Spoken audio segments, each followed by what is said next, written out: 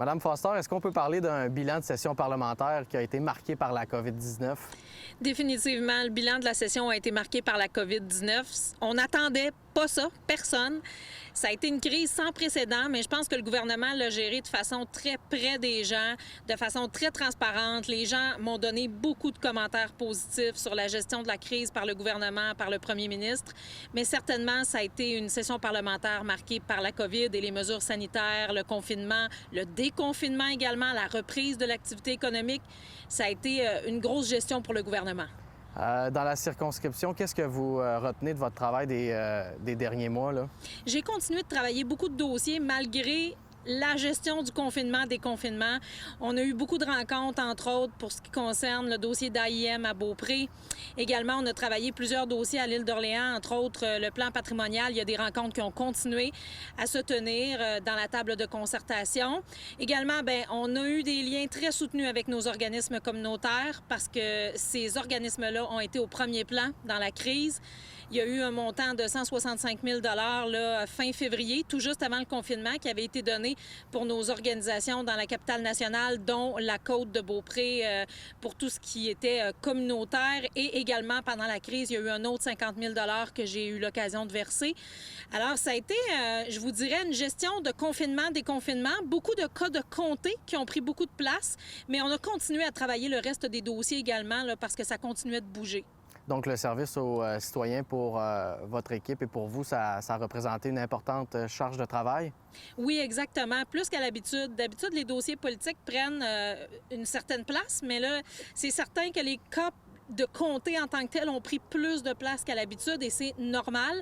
Les gens avaient des questions, les gens avaient besoin d'aide. Alors, l'équipe a travaillé d'arrache-pied pour pouvoir répondre à tout le monde. Et le 19 juin dernier, vous avez rencontré les élus de la Côte de Beaupré et de l'île d'Orléans en compagnie du premier ministre François Legault. Qu'est-ce qui est ressorti de cette rencontre-là? Ça a été une très belle rencontre. Il est venu au centre multifonctionnel de Beaupré. Avec les maires et mairesses, on a eu l'occasion de discuter avec lui des dossiers, entre autres les dossiers pour la relance économique, les dossiers qui peuvent être porteurs. On a discuté, entre autres, AIM, bien sûr, mais également Mont-Sainte-Anne. Le quai de Sainte-Anne a été discuté, mais il est sur de bonnes voies. Tout semble bien aller de ce côté-là. On est très heureux de cette réalisation-là. On a discuté de plusieurs choses et le premier ministre, ce qu'il a retenu, c'est qu'il faut qu'on puisse dire à notre machine administrative, dans certains cas, d'aller un peu plus vite. Ça, il l'a répété sur toutes les tribunes à la grandeur de la province, mais ici, il y a certains cas qui lui ont été soumis et le premier ministre a dit, il faut que ça aille plus vite. Et pour le suivi de ces dossiers-là et aussi pour la reprise économique, c'est un travail qui va reprendre là, cet automne pour votre gouvernement? Oui, ça va reprendre cet automne. Déjà, on est à pied d'œuvre là, parce que le plan de relance économique, on l'a déjà débuté, mais on est en train de prioriser plusieurs dossiers par région avec les 4 ministres qui s'occupent de ce grand chantier de relance, si on peut dire. Alors, on est à pied d'œuvre pour pouvoir arriver cet automne avec de nouveaux programmes pour aider nos entreprises à se remettre sur pied. Puis au début du mois de juin, vous avez obtenu aussi de nouvelles responsabilités parlementaires auprès du ministre Roberge. Là, en quoi consiste votre rôle, là, si vous êtes capable de l'expliquer un petit peu aux téléspectateurs? Donc, je vais être adjointe parlementaire de la ministre de l'Enseignement supérieur parce qu'entre-temps, il y a eu un changement. Ah ouais? Donc, maintenant, c'est Mme Danielle Mécan qui va être ministre de l'Enseignement supérieur. Moi, je vais être son adjointe parlementaire. Je vais m'occuper de plusieurs dossiers, dont, entre autres, l'assister pour la rentrée scolaire. Parce qu'on sait que ça va se faire sous le signe de la COVID dans nos enseignements, nos établissements d'enseignement supérieur. Donc, ça va être un peu plus corsé qu'à l'habitude. Également, je vais l'aider dans le grand chantier de l'Université du 21e siècle, qui est un groupe de réflexion qui est là depuis maintenant 1 an.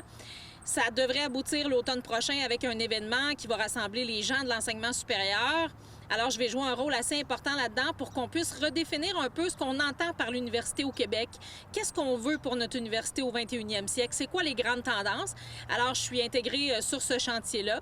Et puis, il y aura plusieurs autres petits dossiers, entre autres en communication et tout ça, où je vais pouvoir agir davantage auprès de la ministre. Puis sinon, c'est la période estivale là, qui perdure. Là. Qu'est-ce que vous avez à votre horaire cet été là, dans le comté? Dans le comté, il y aura certaines annonces. Il y a également certaines visites. C'est déjà commencé. Aujourd'hui, nous étions dans Charlevoix avec la ministre du Tourisme, entre autres. Et bien sûr, je serai à la rencontre des citoyens sur le terrain parce que les gens ont besoin, encore une fois, il y a encore des questions, il y a encore des questionnements, les gens ont besoin d'être rassurés. Il y a certains petits événements, parce qu'on peut tenir certains petits événements à l'extérieur. Alors, je serai présente sur le terrain et je continue bien sûr d'avancer les dossiers politiques. Ça, c'est clair, parce qu'il faut que notre relance économique se déroule bien et c'est important de continuer de travailler là-dessus. Donc, le travail se poursuit pour vous cet été, puis ça va être l'occasion d'écouter les enjeux là, qui préoccupent les citoyens de la circonscription?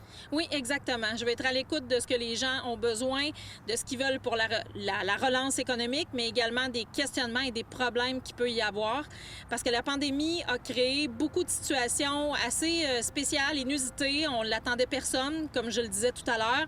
Et c'est ça, ça crée beaucoup de questionnements.